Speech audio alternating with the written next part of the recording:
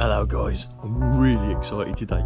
We're off to a place I haven't been to in ages. Now I've been to Cannock Style Cop, but I haven't been to the dog and the monkey trail in over like 12 months. And I know I haven't been very kind to it. I know I've said about 5 times this year that I don't like Cannock Chase. There's a reason, lack of maintenance. Apparently, they've done all the work. They've done all the work and they've ironed it all out. I'm going over there to have a look at that. I'm also going over on the hardtail. I'm going to ride the hardtail a little bit more in the next few weeks. I enjoy my hardtail riding, and I feel every time I come from a full sus to the hardtail, my riding kind of like goes downhill a little bit. So I'm going to get a little bit better. I'm going to stick to the hardtail for a while, but I want to show you this before we do anything. So this is my son's early ride bike. Not only is it a wicked bike, but I just want to show you. Tread sent it in that box.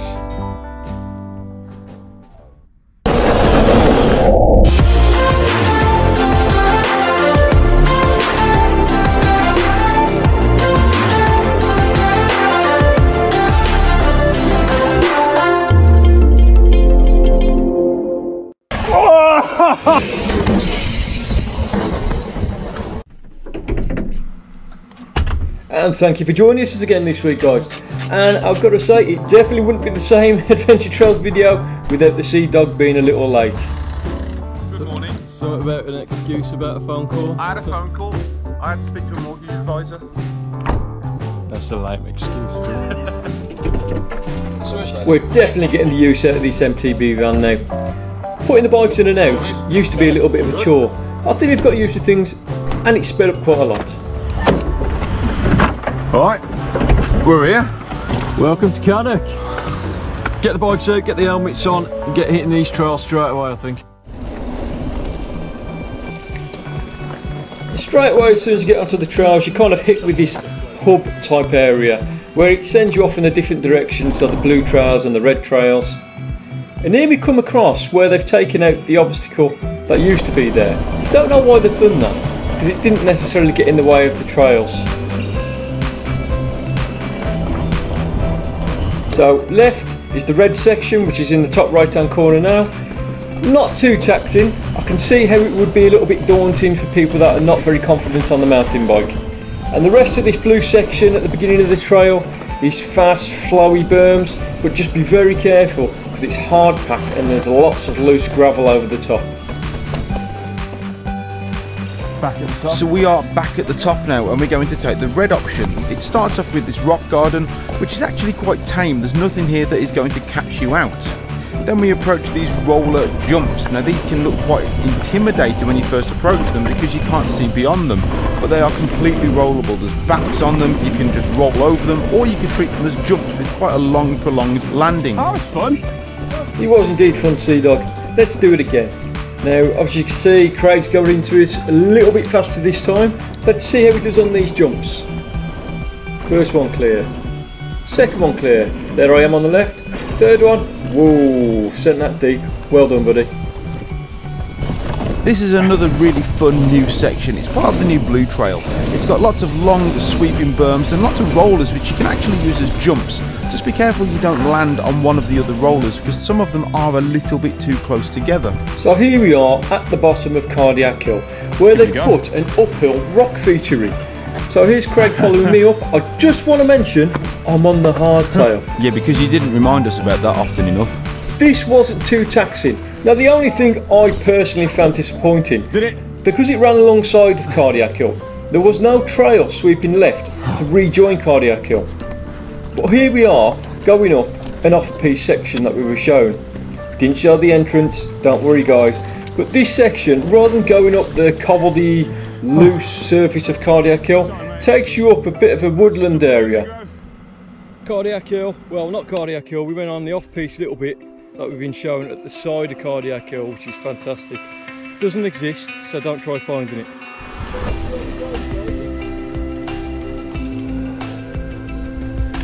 So after quite a long and steep climb, you're rewarded with a nice flowy downhill trail called High Voltage.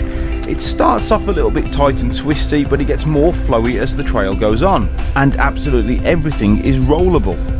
Everything you've seen so far are part of a trail called Follow the Dog. At the end of High Voltage, however, you've got a decision to make. Loop back around and go back to the car park, or continue onto the Monkey Trail. Let's see if we can keep up on this. Now, I definitely wasn't being big-headed there. I was basically saying how well the hardtail was actually riding. And this is my NS Eccentric Chromo. And especially around Cannock, I always find a hardtail a little bit better. You're able to pump a little bit more. Still got to watch out for trees though. This is Devil's Staircase. This used to be a section that was full of like 18-inch drops coming into the switchbacks. They've taken them all out, and it was another thing that they didn't really need to do. We are mountain bikers after all. We like to challenge ourselves, and this section is no longer challenging. Unfortunately, I never got to ride Devil's Staircase before they took the drops out, so I'm just going to have to take Gaz's word for it that it was actually challenging at one point. So after a short trip across the road over the footbridge, we have quite a gruelling climb. There's a few challenges on this climb, there's some tight switchbacks, you've got to put it in easy gear, but you are rewarded with a good, fun and flowy downhill section immediately afterwards.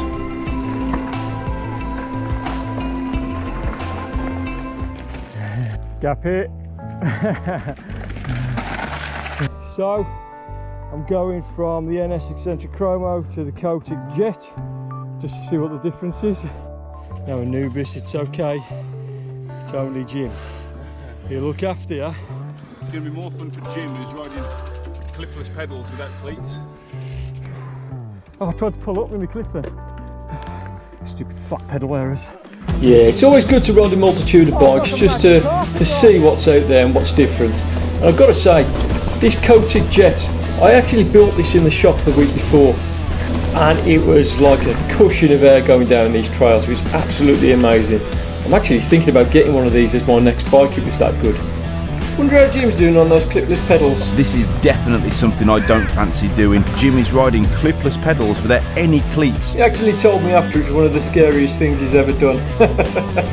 I was absolutely amazed he managed to stay on and not take a big chunk out of one of his shins. So as the trail progresses on, there are some black options. As you can see, they are clearly signposted. Now if you're not confident on your mountain bike, then do not try the black sections, at least without looking at them first. They are very, very technical. We'll feature them on another video. Right now we're going to stick to the reds. As you can see, the black option is on the left here. We're going to carry on past it and stick to the red trail, which is still quite challenging in certain areas. This is a section called the Monkey's Uncle, and it's got to be one of my favourite sections on the Chase. It's got a variation of different terrains here, from rock gardens to North Shore. There's even a sneaky little drop halfway round that you've got to be careful of. Again, this section hasn't really been very well maintained, so there's quite a lot of braking bumps and a little bit of off camber to contend with. Just watch out, I nearly hit a tree there. It is kind of fast.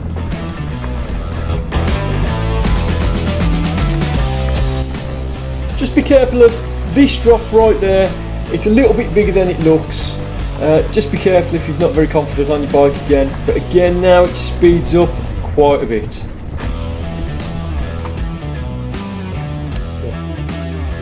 After another quite big switchback climb, we head into Snap It. Now this is a good windy section through the trees, but again there's a couple of sections that are now blown out, and considering this trail's not too old, it's a little disappointing. This section now goes on to Upper Cliff, which is one of the gnarlier downhill sections on Cannock Chase. Now Jim decided to go down an off-piste section.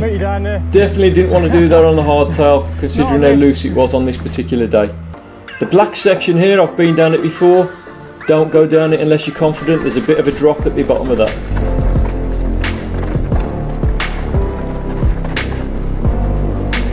Again, this section is very, very fast, but then it throws you into a corner of a multitude of braking bumps.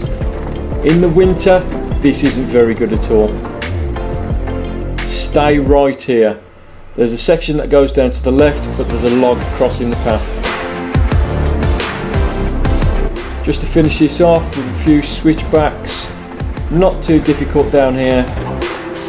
We love all the new additions they've made here at Cannock Chase, but I think it's safe to say that all the maintenance has happened so far on the first part of the trail, Follow the Dog. We can't see that much has changed on the second part of the trail when you go onto the Monkey. Having said that, this is actually one of my favourite sections of Cannock Chase. It's a section of the trail called Lower Cliff, and as you can see, it's a very fast and very flowy section of the trail. Yes, there are lots of braking bumps, but if anything, they actually add to the excitement. Some of the braking bumps are that big now, you can almost ride them as actual built features within the trail.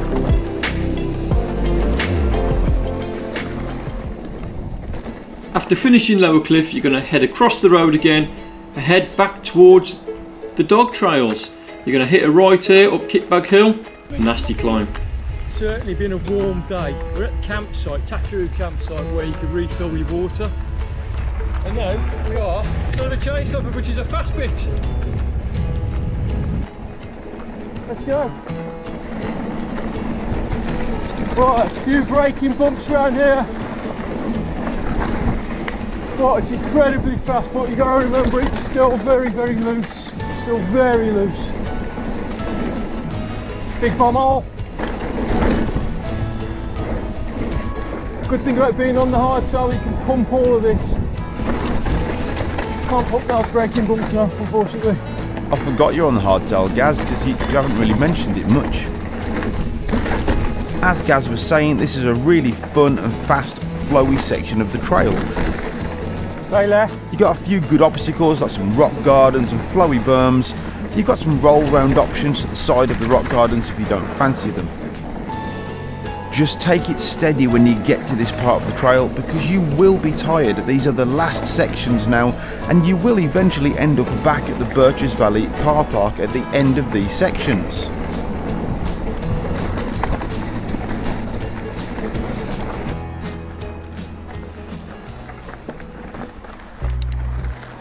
Man, we are pooped. I'm exhausted. Oh, was a lot of fun though. Was a hell of a lot of fun. Great fun. Great being back on the hardtail. There's the hardtail. I had a go at Jim's Kotick jet as well, which is pretty cool. That is Cannock Chase in a nutshell. We tried to cover as much as possible for you. If you did like the video, like and subscribe. And we'll see you next time. See you soon.